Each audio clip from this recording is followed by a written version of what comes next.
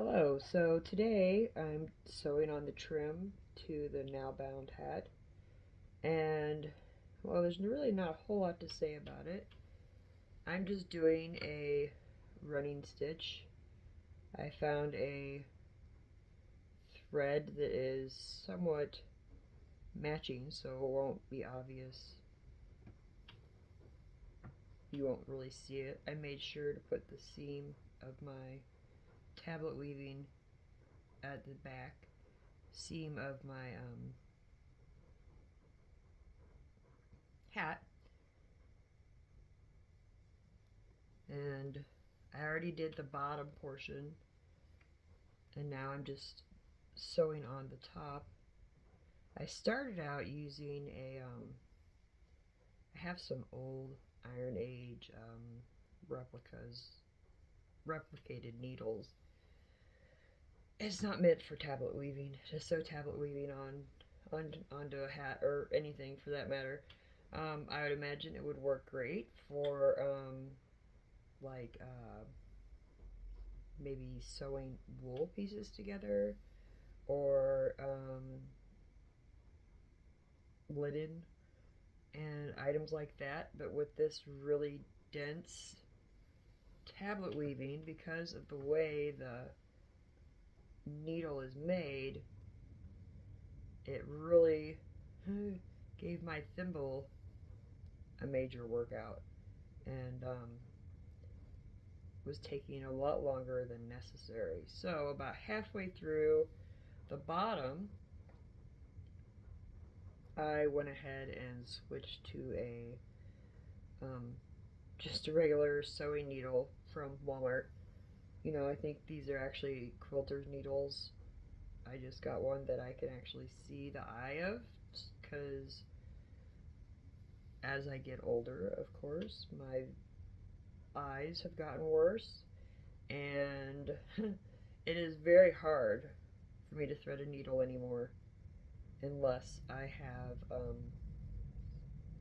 those old things that our grandmas had, the little silver tab on one end with the little wire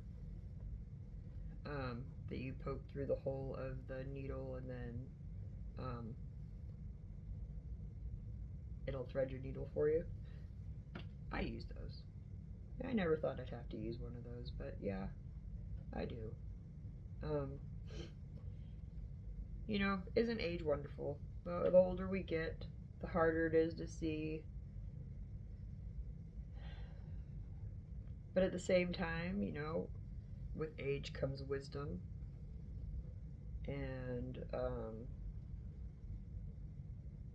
experience, which, a lot of us have had different experiences in life. And it's a good thing to share those with other people. This is probably take me about 10-15 minutes.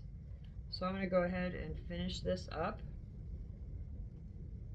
and then I will be back to show you the finished product.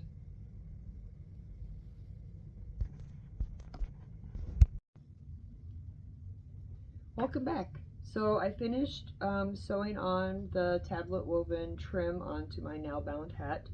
I can't remember if I had mentioned it before or not, but the hat itself, the now binding, I did with alpaca wool. I think I mentioned it, but I'm not 100% sure if I did or not. So I wanted to re-mention this is made from alpaca. So technically not historically correct for um, the Iron Age, Viking era, whatever you want to call it. But this is just for me. I'm not trying to be like 100% historically accurate.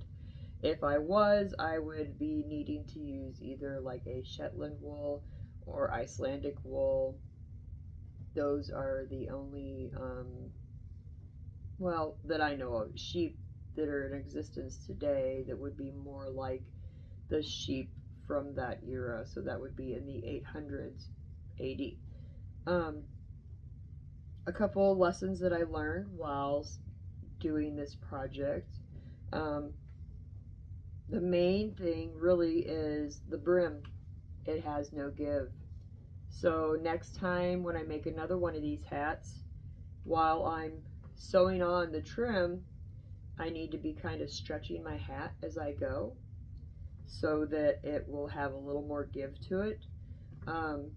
Good thing is that I have a slightly smaller head than average, so this fits me perfectly fine.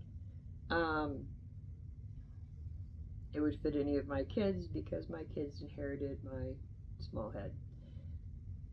Not bad. Not a bad thing. You know, I mean, it's not like unusually small or anything.